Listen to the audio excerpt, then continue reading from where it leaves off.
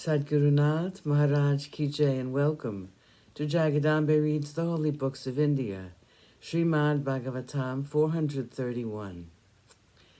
As you may remember, Dr. Treya was saying that the sense of taste is the most difficult sense to conquer. The time-honored examples of the tyranny of the senses are the bee, the elephant, the moth, and the fish. The sense of smell is responsible for the downfall of the bee, which rushes to the flower which bears that scent. The touch of the female elephant is enough to drag the male elephant into a pit. Sound kills the deer. The lion roars with its mouth on the ground, and the deer, not knowing where it comes from, rushes toward the lion and gets killed. The fish is tempted by the sense of taste.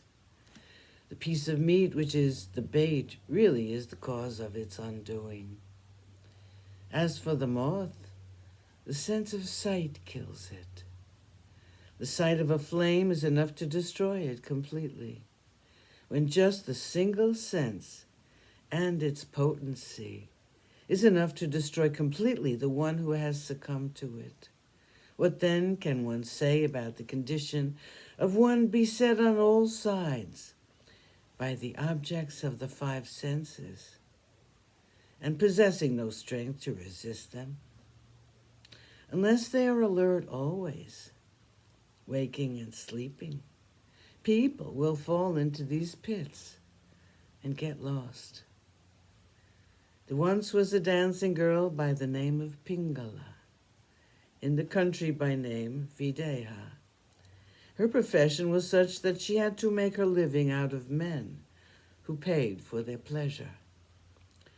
One night she dressed herself up with great care, as it was very necessary in her profession, and as was her custom, with a desire to tempt some man into her house.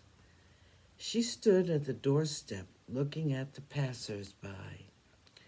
She wanted money, and so she was set on finding a rich man who would look at her and come into her house to please himself and at the same time make her rich. For a long time she waited, but no one came. She would go into the house and come out again, and all the while she searched for someone who would look at her and come in. And so passed half the night. Pingala was very unhappy. Her face was drawn with disappointment, and her eyes filled with tears of anger and frustration. Suddenly she became disgusted with herself, and noble thoughts came to her mind. She said, "A person who has not realized the aloneness of the Atman is fit for nothing.